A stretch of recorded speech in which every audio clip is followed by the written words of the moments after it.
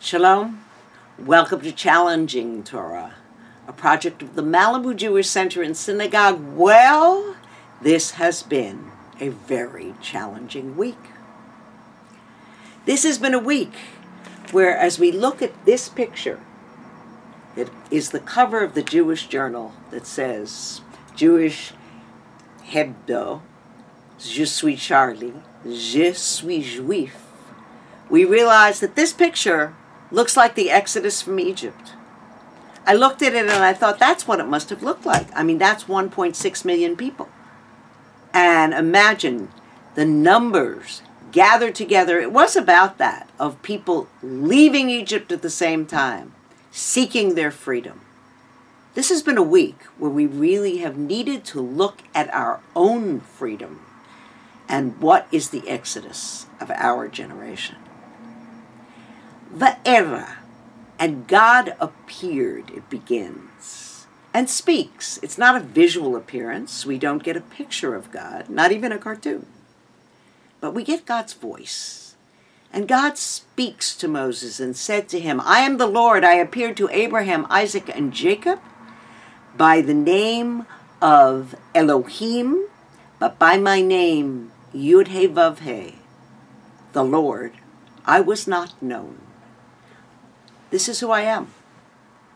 Moses, are you listening? God is listening.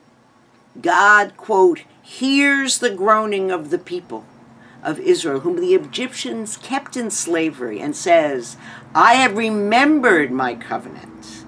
Therefore, God says, Moses, are you listening?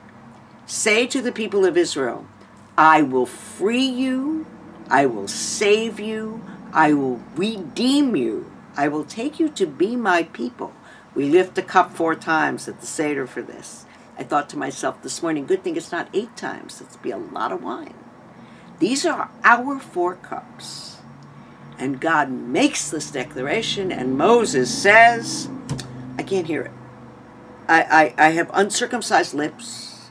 They're not listening to me anyway. I am really insecure about this whole thing. I don't want to do it. He's not listening. Listening and our use of words and our ability to allow free speech is really what's at the core of God appearing here.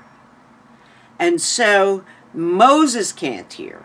And Moses says, the people won't hear me, because behold, the people of Israel have not listened to me. How can Pharaoh listen to me if the people won't listen to me? I have uncircumcised lips.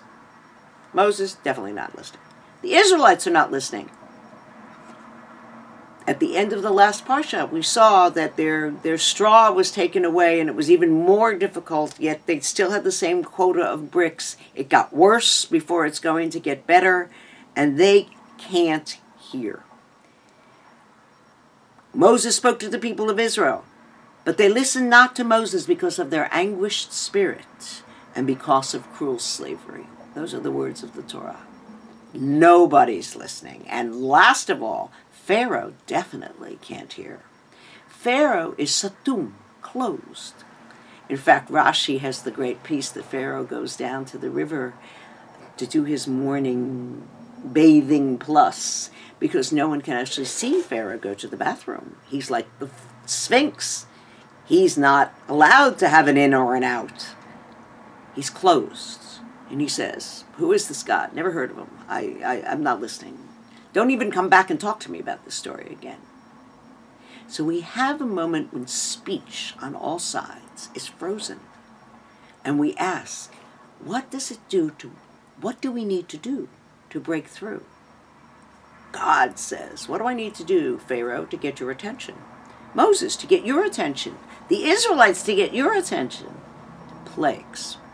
And so the first 7 plagues, blood, frogs, vermin, up to boils, are part of this parsha, of this portion, and then will be completed next week. And I think of our own situation, of the moment, our plagues. We've had quite a year of plagues. Drought and climate change and all that comes with it, the plague of Ebola, the plague of violence that matches for me the killing of the firstborn, minor plagues like anybody can hack into any information system at this moment that they want, it appears. These are plagues.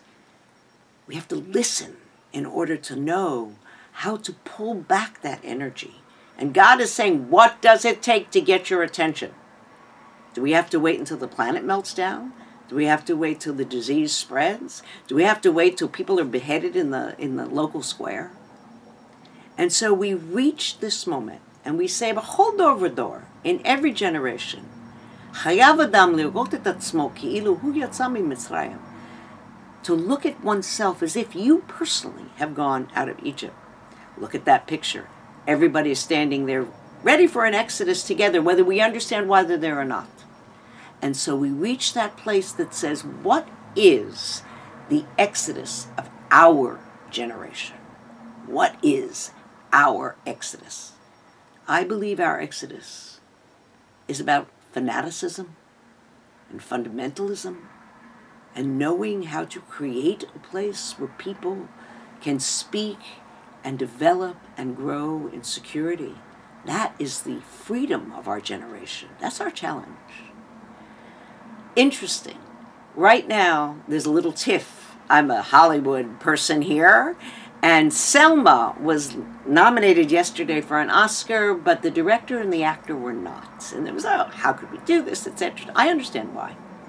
Because the story of Selma, it's the story, not the actor, the director, or even really the movie. It's the story of the exodus of the African American people. Perhaps it's the story of exodus of the 20th century. And of course we want it documented and we want it complete because even the exodus from Egypt for us is not yet complete. We're always in progress. And there is always another challenge. The good news, 1.6 million people gathered, and the rest of us gathered around the world and said, enough, stop. We need to deal with these plagues. Je suis juif, I am a Jew, and as a Jew I am connected not only to the Jews in that supermarket, but all Jews around the world, and certainly the Jews of Europe. Je suis Charlie. I stand for freedom of speech. Shabbat Shalom. May we learn to listen and use our voices well.